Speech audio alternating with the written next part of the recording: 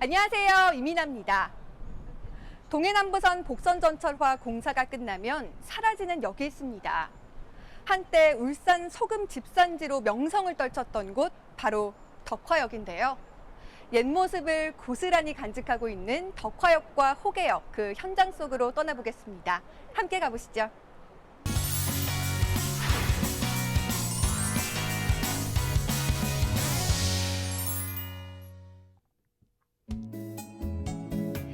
한땐 소금으로 유명했던 전국의 상인들이 소금을 사러 모여들었던 덕화 장터입니다.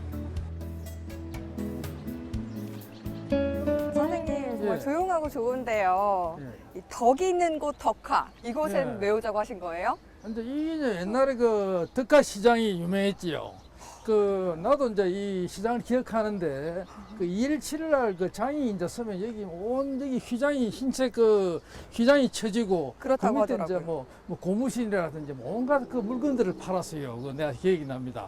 그리고 특히 여기는 이제 그 유명한 게 이제 뭐냐니까 소금이 아주 유명했습니다. 그랬어요. 그 소금자 요 밑에서 이제 옛날에 염전이 있어가지고 거기서 소금을 이래 막 가져오잖아요. 그 우마차로 싣고 와서 이제 그 여기에 이제 주로 갖다 주면서 여기 이제 소금을 이제 일부 소매를 했지요.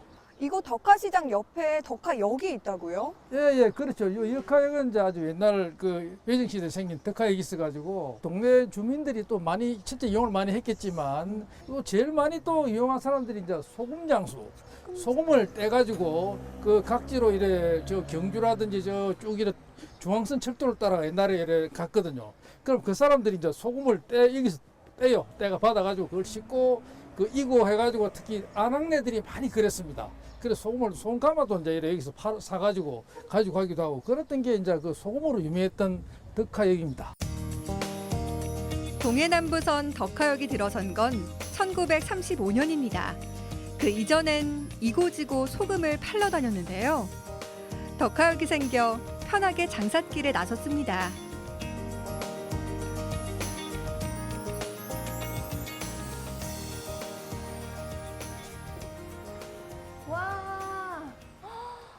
와, 아담하고 소박한 네. 게 진짜 옛날 시골역 느낌이 아직도 그대로 있네요. 예, 그렇습니다. 이거 제가 이제 이 역을 많이 이용을 했거든요. 아, 실제로요? 예. 옛날에 부산 갔다가 올 때 주로 이제 이 역을 통해서 이제 뭐 나가기도 하고 네. 타기도 하고 그래서 그런 뭐 기억이 내가 납니다. 아, 당시 어떠셨는데요? 막 어린 시절 그 네. 기차 여행 떠나는 설렘이 가득했나요?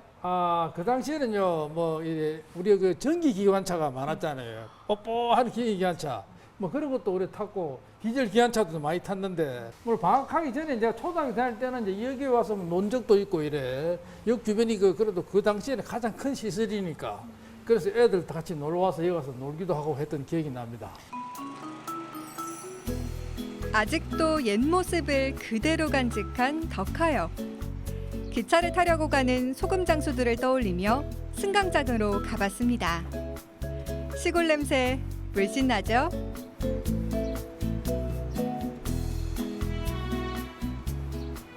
(1941년에) 이제 역사를 재가지고 그때 굉장히 성대한 그 역사 축하 행사를 했어요. 나는 이제 옛날에 또 하나 기억나는 게 여기 보다시피 이제 옛날에 저쪽에 구보 오잖아요. 쭉 여기 구보 오거든요. 그 이래 쭉 들어오는데 그 기차 빨리 들어오지를 못해요. 옛날에 저 구보 많이 굽어 있거든요.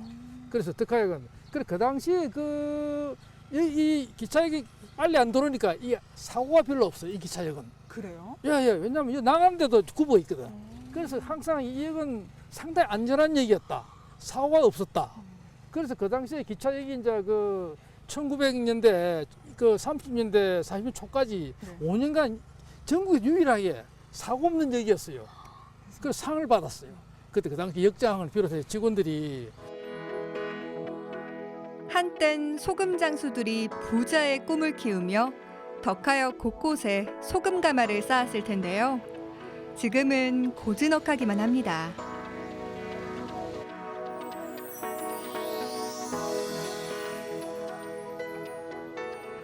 덕화역을 이용했던 그 많은 소금 장수분들은 전국 어디로 갔어요? 예, 그러니까 이제 내가 어릴 때 이렇게 보면 네. 타갈 때 보면 이제 여기 이제 그 이 기차의 화물차들이 꽤 되어 있었어요. 화물차들. 그리고 여객 뭐 칸도 있고. 네. 근데 여객 칸에는 보면 이래 소금 장수 그 다라이 이고 이래 아줌마들이 많이 탔어요. 그 이거 무궁을 이고. 그러고 이 화물 칸에는 보면 이래 가마니를 많이 실었어요. 가마니를 이어 신다고요. 이제 마차 같이 이래 밀고 와가지고 네. 그 안에는 뭐냐 소금가마예요. 소금가마. 소금가마. 소금가마를 어디로 보내길래요? 아니 그러니까 그 소금가마는 이 기차를 타고 하면 이제 이래 경상북도 이게 중앙선이기 때문에 그다음 저 강원도 강원도까지? 강원도 충청북도 제천이라든지 뭐 그 원주라든지 그 거쳐가요. 그러면 여기 이제 경상북도 특히 안동을 거쳐가거든요. 영주로 영주 거쳐가면 그럼 곳곳에 이제 그 소금을 이제 이렇게 내려요. 내리면 그 장사꾼들이 소금 장수들이 그걸 받아가요. 주문했던 거니까. 울산 소금을 받아가지고 그걸 소매로 이래 팔았어요. 그래서 그 항상 여기 오면 이래 소금 씻는 모습을 항상 볼 수 있었던 그 덕하역입니다. 그러면 그 많은 소금은 다 어디서 났어요? 그 소금이 이제 바로 우리 덕하역 인근이죠. 왜냐하면 이 덕하역이 계엄포와 가깝거든요. 외한강이라고 그래가지고 그 밑에 가면 이제 그 바닷가 거리가 얼마 안 돼 몇 킬로 거의 2, 3킬로밖에 안 돼요. 그러니까 그 이제 바닷가에 소금이 이제 많이 이제 생산이 되니까 염전에 소금 생산되니까 그게 이제 여기서 이제 실려 나간 겁니다. 덕하역에서 염전으로 소달구지를 끌고 소금을 실러간 울산 소금길이 아직도 남아 있습니다.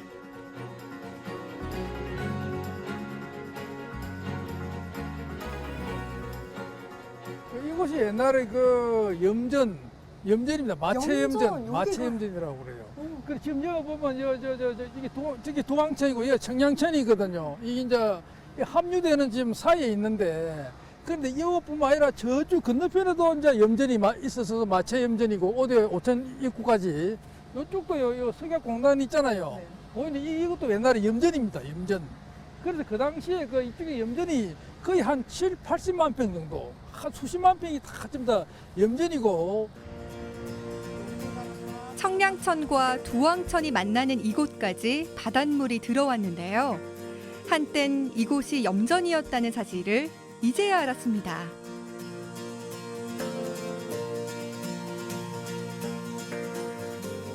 그런데 아쉽게도 정말 이 흔적조차 찾아볼 수 없을 정도 염전이 싹 사라졌는데요.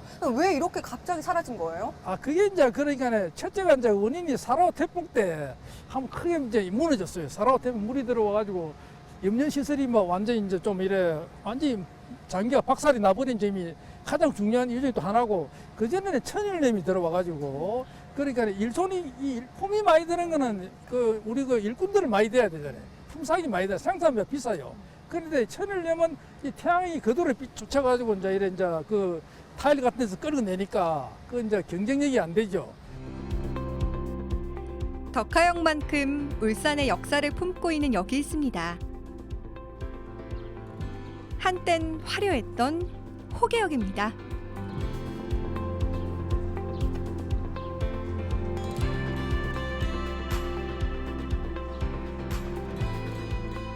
선생님, 이곳 호계역은 좀 전에 덕하역보다 좀 더 한적하고 조용한 느낌이 강하거든요.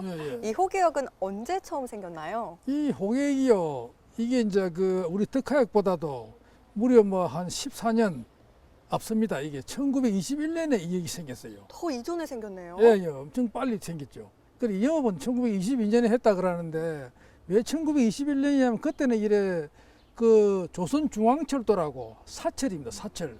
현재 우리나라에 개인 소유 철도가 없잖아요. 네. 그 당시에 외정 시대는 개인 소유 철도가 있었습니다. 개인이 철로를 놓고 그 다음에 이제 여기 이제 역사를 지었고 운영을 했어요. 이게 이제 그 당시에는 이제 1921년에 생길 때는 765mm 협계라 그래, 협계. 그 좁은 철도입니다. 네. 우리 표준계가 아니고. 그러니까 이제 이래 좁아요. 그렇지만 이게 빨리 이제 급하니까 빨리 나와가지고 이게 이제 울산 역까지 연결이 됐는데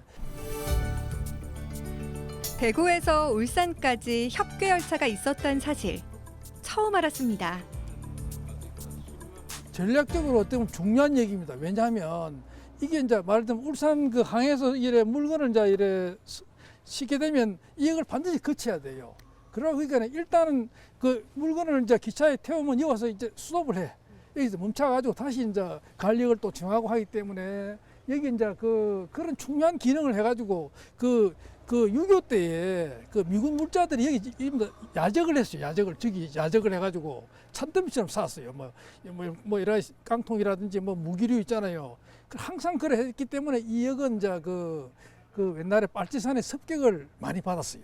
받아가지고 이 역사도 불타고 한 2번이나 불탔어요. 그래서 그 당시에 그 사람들도 많이 다치고 죽고 지키는 사람들도. 호계역 구경에 나섰습니다.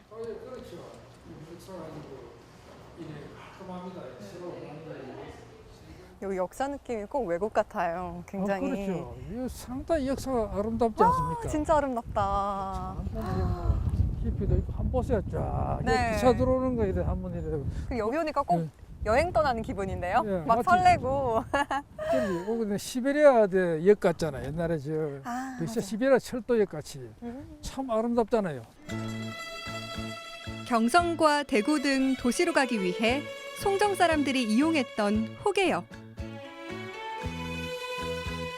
일제 수탈에 종국음을 등진 민초들의 아픔도 곳곳에 서려 있습니다.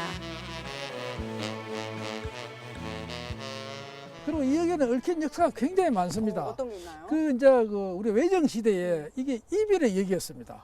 옛날에 이제 만주 이주민을 모집해가지고 이제 한 40-50가구씩 모집해가지고 이렇게 많이 떠났어요. 떠날 때 이 주변에 있는 분들은 이제 그 신청을 받아가지고 이제 이주민이 되면 일가를 다 이렇게 인솔 해가지고 이제 만주로 가지요. 그럴 때 이 역에서 이제 기차를 타는데 이 자리에서 이제 그 눈물을 짓고 참 잘 가거라, 부디 잘 있거라 이래 떠나면서 가족들이 떠나면서 그 이별을 했던 바로 그 역이고, 그래 그분들은 이제 그 만주로 가서 못 돌아왔지요. 왜냐하면 이제 38선이 생기고 6.25가 나고 해가지고 결국은 못 돌아 거기서 다 별시하고 이제 최근에 이제 그 자손들이 이제 그 돌아오고 있어요. 와서 이제 그분 돌아왔지요. 그래 그 당시에 어떤 그 가슴 아픈 우리 역사의 그 현장의 그 역이 바로 이 호계였습니다.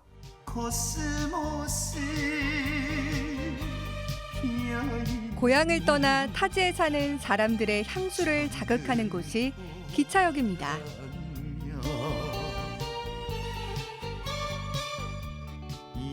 만남과 이별이 교차하는 곳. 우리 민초들의 애환이 곳곳에서 느껴집니다.